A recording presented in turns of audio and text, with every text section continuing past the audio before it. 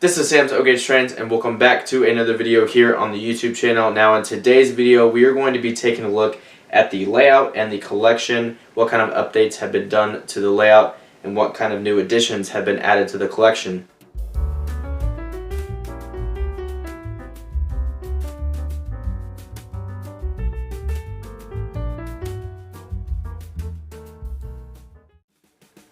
We're going to go ahead and start with the back of the layout. Behind me here, we have the passenger station next to the Menards Melrose Park passenger station.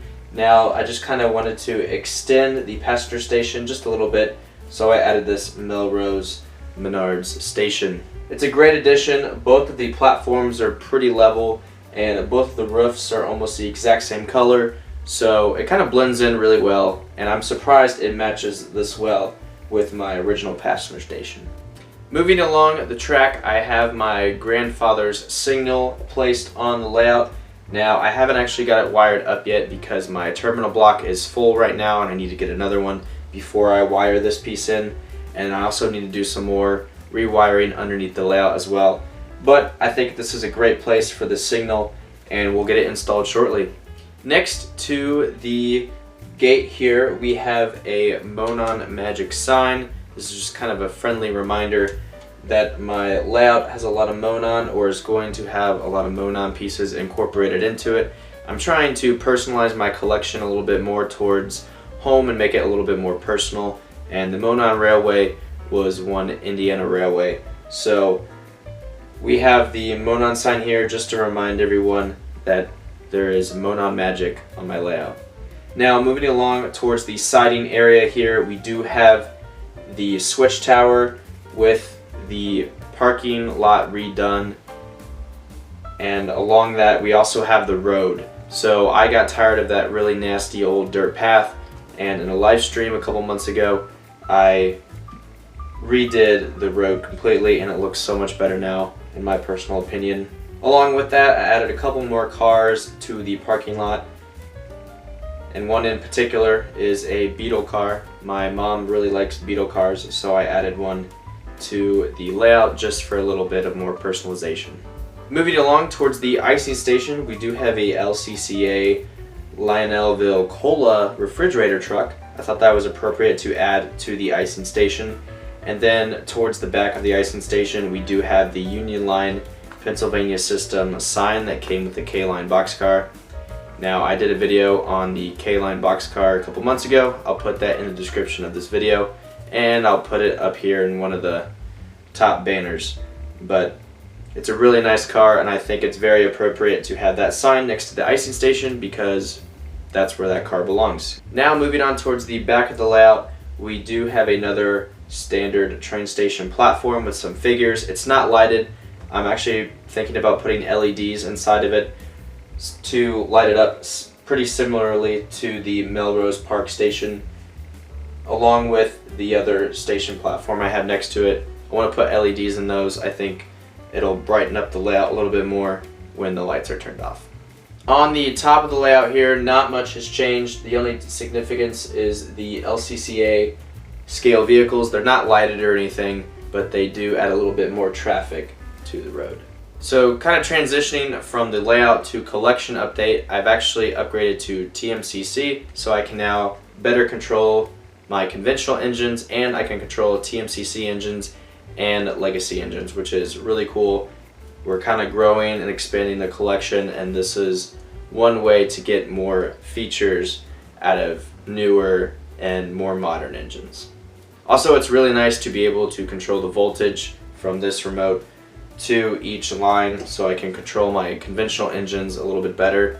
The ZW does a fantastic job of adding more power to the layout, so I can run bigger trains such as this Southern Pacific Daylight train that we have on here.